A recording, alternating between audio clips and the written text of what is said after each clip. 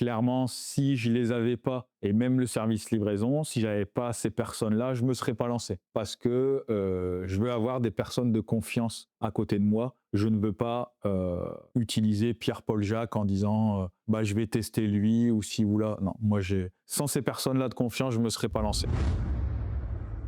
Bienvenue dans Horizon Podcast. Ici, je donne la parole aux entrepreneurs de la métropole lilloise. Je suis Anthony Forcher, vidéaste, toujours à l'affût des histoires qu'on ne raconte pas sur LinkedIn. Aujourd'hui, je discute avec Jonathan Woziek. Il est cuisiniste et agenceur d'intérieur. On va parler de son parcours, de son histoire, de tout ce qu'on ne voit pas forcément sur les réseaux. Alors, installe-toi bien, prends-toi un café ou un thé et c'est parti.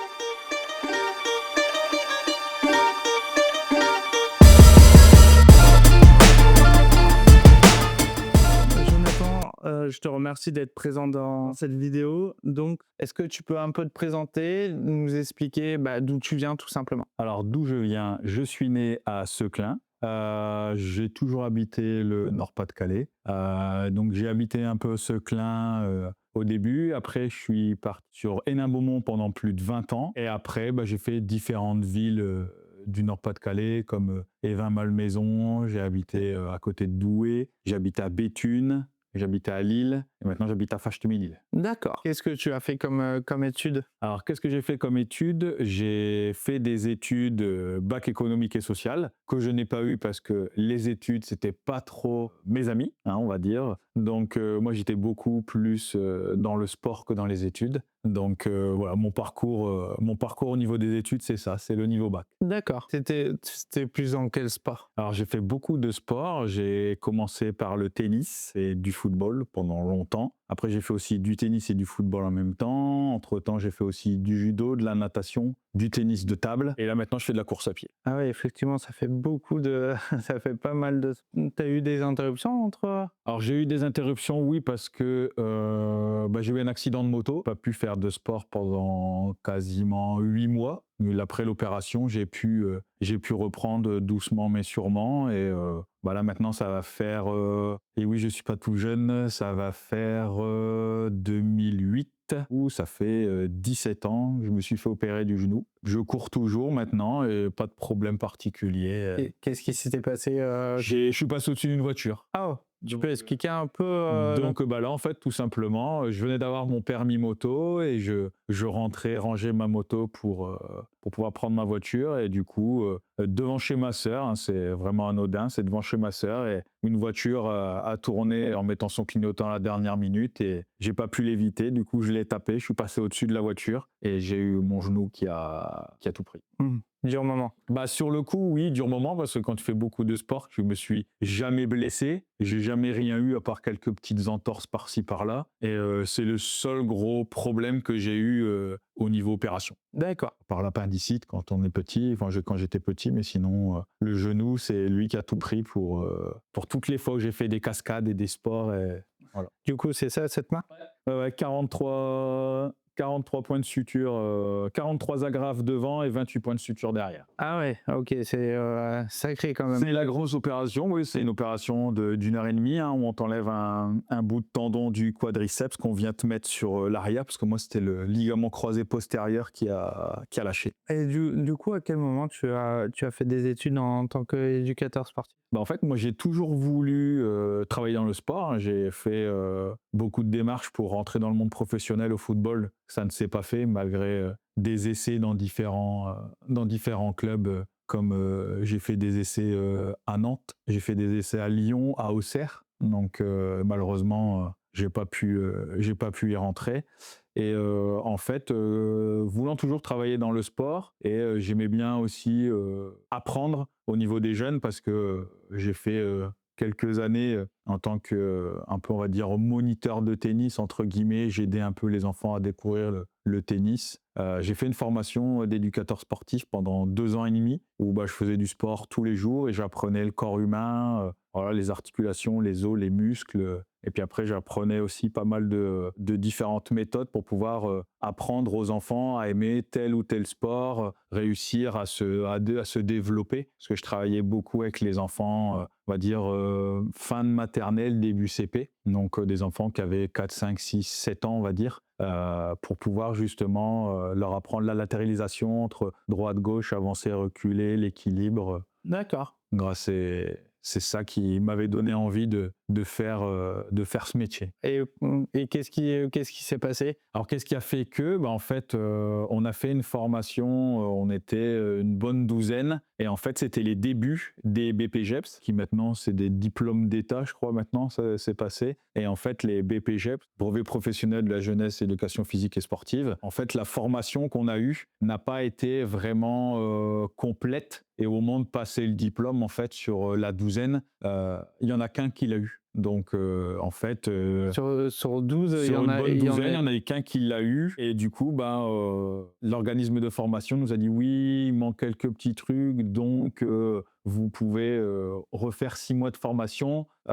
Mais forcément, il fallait payer en plus. ah bah, ouais. Donc là, j'ai coupé le robinet, quoi. Je veux dire, j'ai arrêté de dépenser de l'argent, là-dedans. Après, ben, le monde de la cuisine et de l'agencement d'intérieur, est arrivé à moi. Enfin, comment est-ce que tu es tombé dedans? Alors, bah, justement, moi, j'utilise beaucoup cette image parce que moi qui aime bien énormément, Tintin et surtout Astérix et Obélix et ben, moi, je dis toujours: «Je suis, comme Obélix, je suis tombé dedans, comme lui dans la marmite». En fait, j'ai un samedi midi chez un pote, on prenait l'apéro, on mangeait, on venait de peindre, son appartement et il me dit: «Bah, tu cherches du travail?» Je dis: «Oui, moi, n'importe quel, CDI, je veux travailler» et il me dit: «Bah, attends». Et du coup, il a appelé son chef et j'ai eu son chef au téléphone, il était moi samedi, il devait être 14-15 heures. Il m'a dit: «Bah, viens lundi» et donc on a fait entretien le lundi, j'ai commencé du mardi et donc en fait, j'ai commencé démarchant les professionnels au téléphone. En fait, je travaillais dans une société qui vendait donc de la cuisine équipée, du parquet, des blocs-portes, des escaliers. Pour te dire que ça remonte loin, donc 2006, je cherchais les artisans dans les pages jaunes sur le Minitel et le début 2006.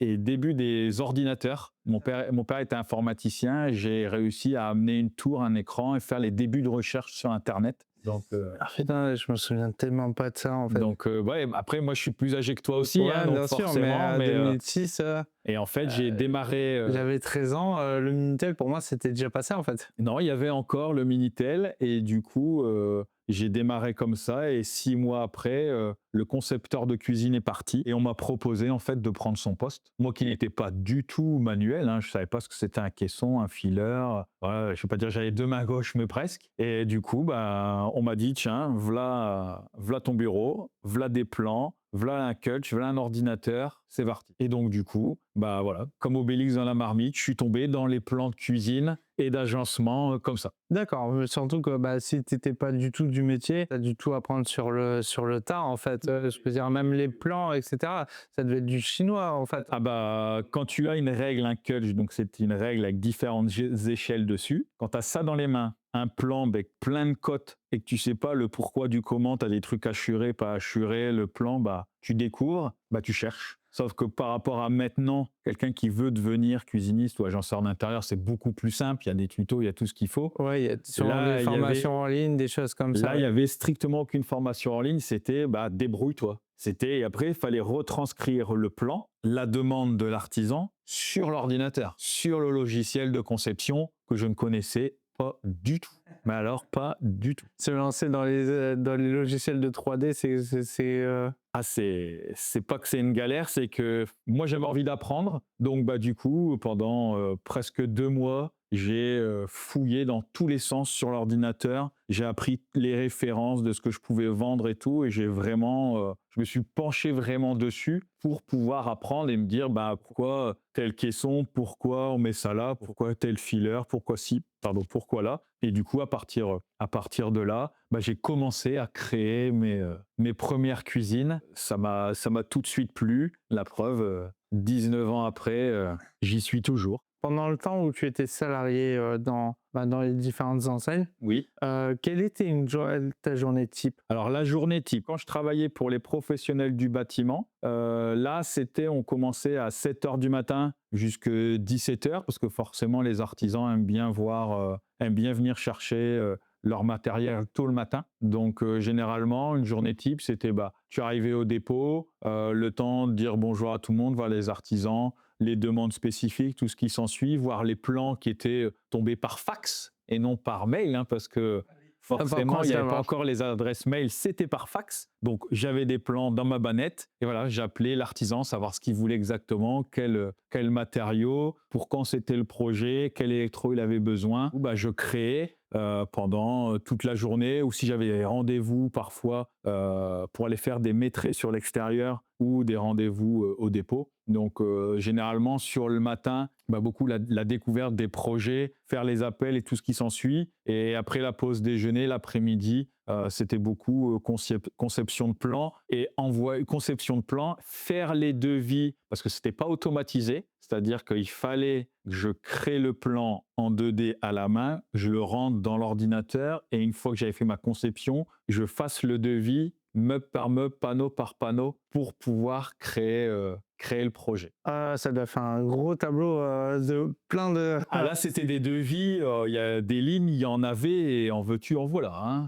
Et il fallait pas te tromper parce que une fois que l'artisan validait, qu'on lui préparait la commande et qu'il partait ou qu'on lui livrait sa cuisine, s'il manquait quelque chose, c'était de ma faute. Ah bah, ouais. Donc du coup, il a fallu au fur et à mesure des projets, des erreurs aussi forcément, Bien sûr. se réussir à être de plus en plus professionnel sur les projets. Est-ce que tu as une anecdote particulière qui t'a marqué, positive ou négative, hein, justement de ce moment-là? Alors la première anecdote qui me vient comme ça et qui m'a permis d'évoluer dans le monde de la cuisine et de l'agencement, un jour un artisan qui me dit tiens fais le projet, je sais plus si c'était pour son beau-frère, je me souviens plus exactement, et il me dit fais-lui le projet. D'accord, donc je lui fais le projet, donc cette personne je la vois, elle vient au dépôt et elle me dit du coup comme vous me vendez le projet, est-ce que vous pouvez me le poser? Moi, à part un marteau, un tournevis, je savais pas ce que c'en était. Et du coup, je me suis dit, tiens, pourquoi pas?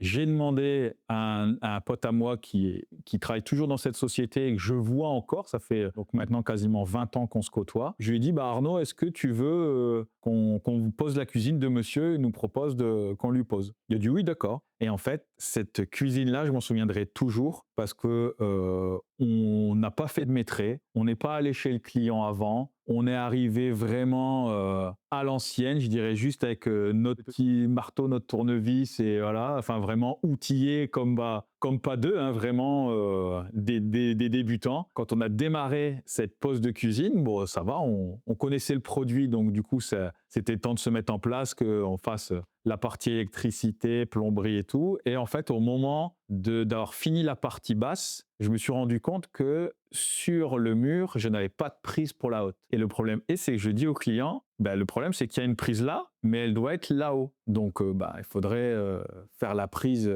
la mettre où il faut. Il dit, vous pouvez le faire. Je dis, regarde Arnaud. Arnaud me dit, oui. Sauf que, débutant comme on n'a pas regardé le matériau du mur. Et sauf que ce mur-là était en mur en béton. Ah mince, Donc, faire une saignée dans du béton avec un tournevis, c'est compliqué. avec un marteau et un tournevis, je peux te dire que c'était, avec Arnaud, on en reparle encore de temps en temps. Et c'est vrai que c'était la première anecdote en cuisine qui, moi, m'a marqué parce que, n'y connaissant absolument rien, il a fallu faire une saignée dans du béton. On n'avait pas de rainureuse. Enfin, ça a été un moment épique et ce qui a permis du coup derrière de techniquement aussi apprendre pourquoi la prise de la haute on la met à telle hauteur, pourquoi telle prise comme ci, telle prise comme ça. Donc puis les normes aussi un peu évolué et c'est vraiment la première anecdote qui me vient à l'esprit au niveau de ce métier. Tu as fait, tu as fait combien d'enseignes? Tu as travaillé dans plusieurs enseignes, mais est-ce que Combien j'ai fait d'enseignes? 1, 2, 3, 4, 5, 6. J'en ai fait 7. 7? Ouais, j'ai fait 7 enseignes, ce qui me permet, sans compter la franchise de maintenant, ce qui me permet, à l'heure d'aujourd'hui, au niveau concurrentiel, quand un client veut faire un projet avec moi et qui me dit qu'il a été dans telle ou telle enseigne, je connais le produit, je sais ce qu'ils vendent, du coup, je sais les atouts et les inconvénients de ce concurrent. Pourquoi ce changement? Pourquoi au genre enfin, quand est-ce que tu t'es mis en entreprise et pourquoi tu as décidé de changer de cap, de plus être dans le côté salariat, mais plutôt être dans le côté indépendant? Alors, il y a plusieurs étapes qui ont fait que, au début, je travaillais pour les professionnels du bâtiment. Ensuite, j'ai voulu avoir le client final directement. Donc, il a fallu que je travaille en magasin. Donc, du coup, j'ai fait différentes enseignes en magasin, ce qui m'a permis d'amener de l'expérience, des méthodes de travail, parce que j'ai eu forcément différents patrons, différents directeurs de magasins, différentes méthodes de travail selon telle ou telle enseigne. À un moment, j'ai voulu monter un magasin, mais ça s'est pas fait il y a une douzaine d'années. Je pense que j'étais trop jeune dans ma tête et il y a certaines choses personnelles qui ont fait que ça n'a pas pu se faire. Pourquoi passer en indépendant? Bah, la raison est très simple, c'est que sur le dernier magasin dans lequel je travaillais, je me rendais compte en fait que bah, mon patron en savait beaucoup moins que moi et sans moi, c'est pas pour me lancer des fleurs, sans moi le magasin ne tournait pas. Du coup, je me suis dit, mais pourquoi continuer à travailler pour quelqu'un alors que tu pourrais travailler pour toi? Le truc, c'est que je me suis dit, monter un magasin après Covid, je me suis dit, il faut avoir les reins solides, il faut une bonne franchise, il faut du personnel. Je me suis dit déjà, le social, je pourrais pas. Gérer les soucis de tel ou tel collaborateur parce que sa femme est malade ou parce qu'il a pris une cuite la veille ou enfin voilà, Ouais, bien différentes sûr. choses qui font que je me suis dit, j'aimerais bien travailler pour moi, mais comment faire? En fait, en finissant mon dernier contrat, je me suis retrouvé chez moi, je venais d'acheter un appartement. Du coup, bah, ça m'a permis de faire un peu plus de travaux. Et en fait, j'avais les débuts des pages LinkedIn et j'avais des chasseuses de tête qui m'appelaient, qui me proposaient des entretiens.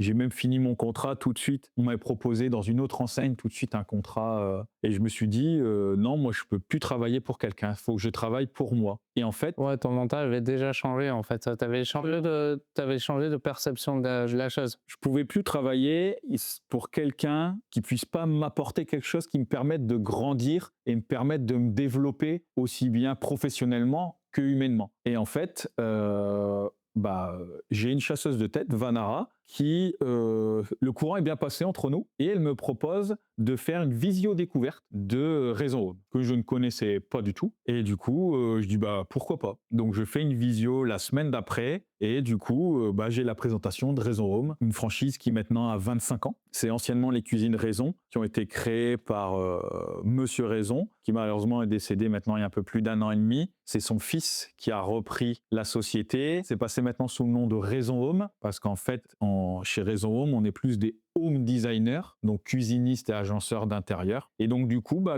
cette présentation s'est bien passée. Je suis allé en Bretagne parce que le siège est là-bas pour faire une journée découverte de la société et voir aussi un peu le monde de l'entrepreneuriat parce que moi clairement entrepreneur c'était juste un nom dans le dictionnaire. Hein.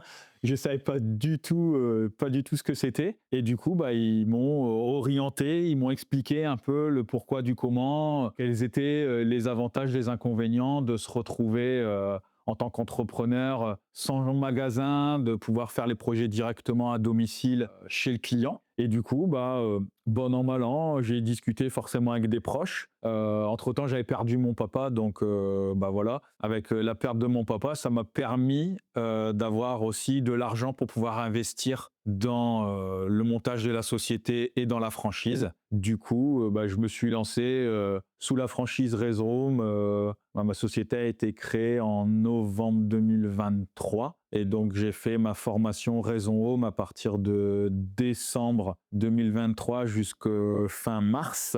Et après, bah voilà, le temps de se mettre en route, se faire connaître Donc du coup, maintenant, je dirais que voilà, ça fait une petite année où je travaille pour moi et j'en suis très content et j'ai des perspectives qui sont sympas et ça me permet aussi de ne plus avoir de contraintes de salariat. D'accord, OK. Ça te permet d'être indépendant sans avoir de magasin, du coup? C'est ça. Je travaille pour moi. Je travaille chez les clients en co-construction, c'est-à-dire que je viens chez le client voir ce qu'il a besoin comme agencement, que ce soit une cuisine, que ce soit de la salle de bain, du placard d'entrée, du dressing de chambre, de la buanderie, de la bibliothèque, du meuble télé. Tout ce type d'agencement-là, je les conçois et je les vends. Je les pose pas, hein, je laisse ça à des prestataires de pose que je connais. Donc toi, tu es là pour prendre, C'est ça. pour créer les, la cuisine ou quoi que ce soit,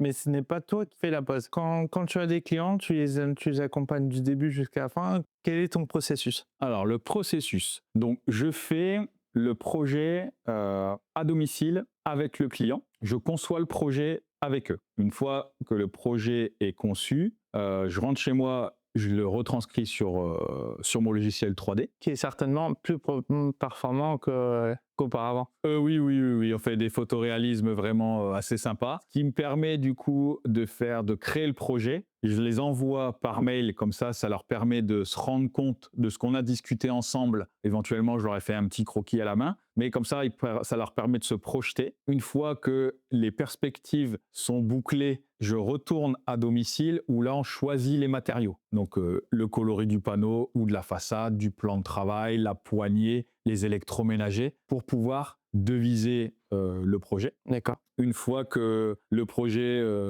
est accepté, là, dans ces cas-là, moi, je vais commander tout le matériel que j'ai vendu. Et donc, je le commande. Quand je le commande, auparavant, j'ai aussi, avec le client, bloqué une date de livraison et une date de pose que j'envoie au service livraison et que j'envoie aussi au poseur sélectionné en bloquant les dates, parce que je regarde auparavant sur son agenda et être sûr qu'il a de la disponibilité à ces dates-là. Une fois que ça s'est bouclé, mes commandes envoyées, j'attends de recevoir les accusés de réception pour pouvoir contrôler ce que j'ai commandé, ce soit bien bon au niveau de mes accusés de réception. S'il y a des modifications parce que le client veut changer quelque chose, ce qui est quand même assez rare, mais c'est faisable, ou si le fournisseur n'a pas compris quelque chose ou pas aux caisses, eh ben je leur fais les modifications et voilà, une fois que j'ai fait tout ça, je préviens le service livraison qu'ils auront autant de fournisseurs en réception, je dirais généralement c'est 10-15 jours avant la date de livraison et après je suis là au moment de la livraison. Comme ça, c'est moi qui contrôle, les clients n'ont pas à le faire. Si comme ça, au moins, s'il y a quelque chose d'abîmé ou quoi que ce soit, parce que ça peut arriver hein, dans la livraison, ça me permet de pouvoir faire le SAV tout de suite. Et je suis là au démarrage de la pause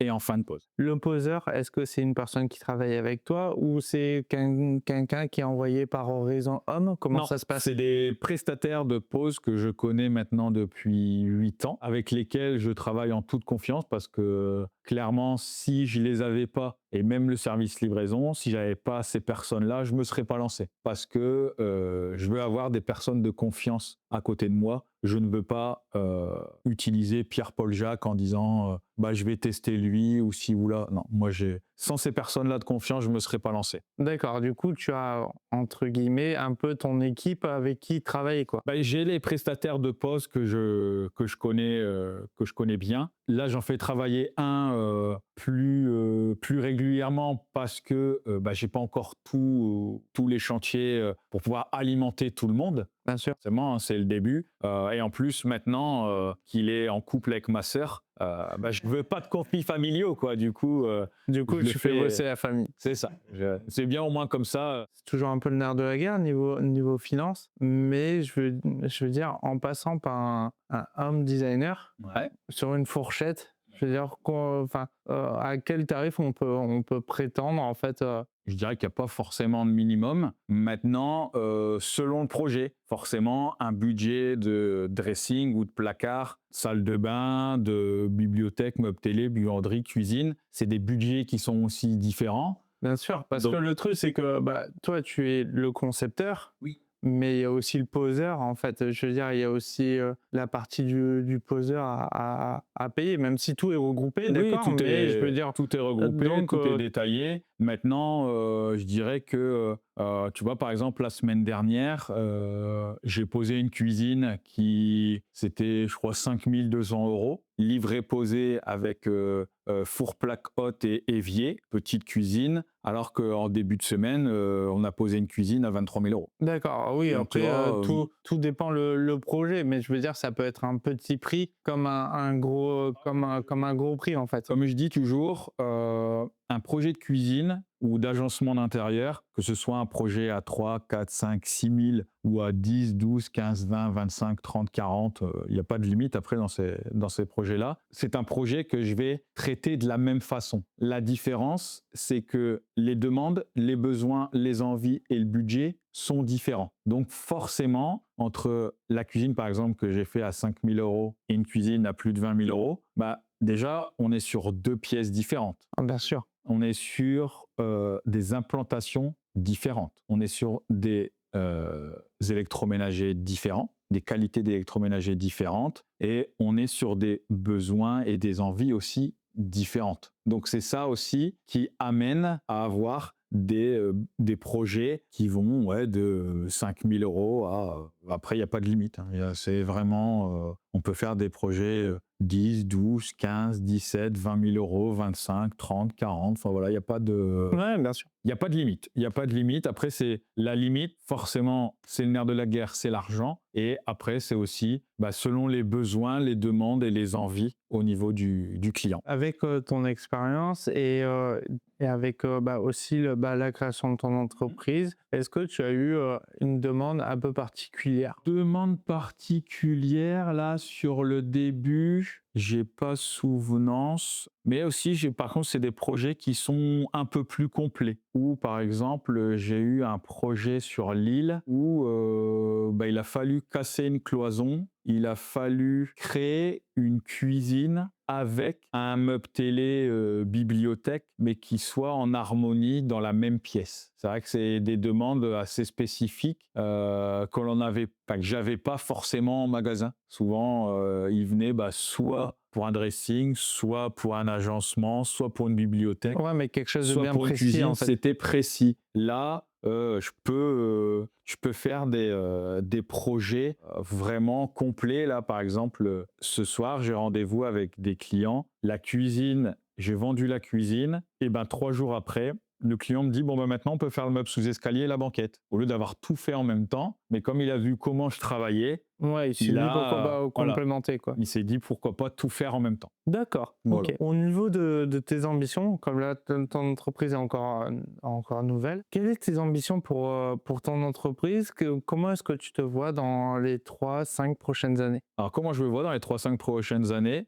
Toujours le même déjà, toujours le même, et me développer forcément économiquement, hein, d'avoir plus de projets, de faire plus de chiffre d'affaires forcément, Bien sûr. tout en restant moi-même et tout en ayant toujours le contrôle de ce que je fais. C'est-à-dire pas être submergé, pas avoir des projets en veux-tu, en voilà pour dire que non, moi je veux rester à taille humaine. Déjà, je veux rester à travailler tout seul. Je ne prendrai pas de salarié, ça c'est sûr. Ouais, tu préfères être indépendant, Vraiment seul. indépendant à 100% seul, au moins comme ça, mis à part des comptes à rendre à ma franchise, j'ai pas de compte à rendre à personne, quoi. D'accord. Donc du coup, dans les 3 à 5 ans, ouais, voilà, j'aimerais bien que, par rapport à l'année qui va s'écouler, voilà, faire du chiffre d'affaires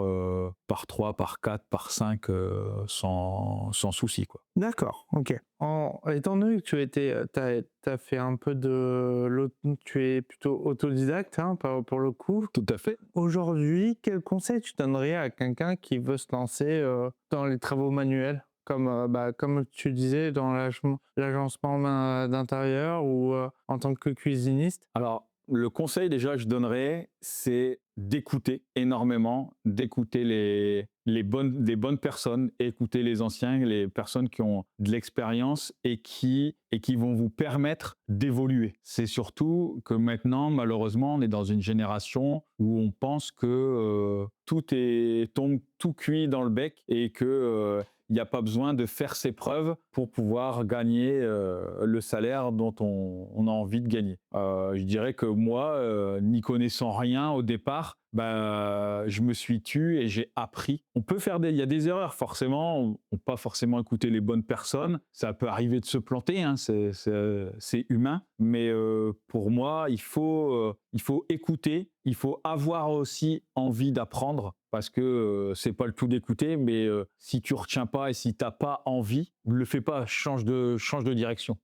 Je dirais que moi, ça fait 19 ans que je fais ça. Moi, c'est pas un métier hein, que j'ai, c'est une passion. Donc en soi, je pourrais parler de cuisine et d'agencement d'intérieur, pardon, toute la journée, sans problème. Et voilà, je veux dire, il y a pas. Mais après, je sais aussi faire la part des choses entre mon métier et ma vie personnelle. Quelle est ta plus grande fierté dans ton parcours? La plus grande fierté dans mon parcours, alors je dirais que ma plus grande fierté, c'est d'avoir su évoluer et grandir malgré les embûches. Je pense que entre qui j'étais il y a 19 ans à démarrer dans le monde de la cuisine et de l'agencement d'intérieur et maintenant, je suis content parce que peut-être que j'aurais dû le faire avant. Bon, ça, c'est les aléas de la vie, je dirais. Si j'en suis là aujourd'hui, c'est parce que c'était mon destin et c'est parce que c'était, je dirais, ma destinée, quoi. C'est ce qui était plus ou moins prévu. Après, je sais pas si tout est prévu ou si il y a de l'imprévu. Je suis fier de la personne que je suis là aujourd'hui, tout simplement. Où est-ce qu'on peut te retrouver? Alors, où est-ce que vous pouvez me retrouver? Bah, vous pouvez me retrouver sur LinkedIn, vous pouvez me retrouver sur Facebook et sur Instagram aussi. Donc, j'ai des pages professionnelles Jonathan Woziek sur LinkedIn, sur Facebook et sur Instagram. Et si vous avez un projet d'agencement, appelez Jonathan. C'était un nouvel épisode d'Horizon Podcast. Un grand merci à mon invité du jour pour ce partage inspirant. Si cet épisode t'a plu, fais-le savoir. Abonne-toi, lâche un like et partage autour de toi. Ça aide vraiment le podcast à grandir. Tu veux encore plus d'histoires comme celle-ci? Tous les épisodes précédents t'attendent sur YouTube et sur toutes les plateformes d'écoute. Tous les liens, y compris ceux de mes invités, sont dans la description. Et si toi aussi tu veux raconter ton parcours ici, écris-moi à hello@horizoncapture.fr. On se retrouve très vite pour une nouvelle histoire.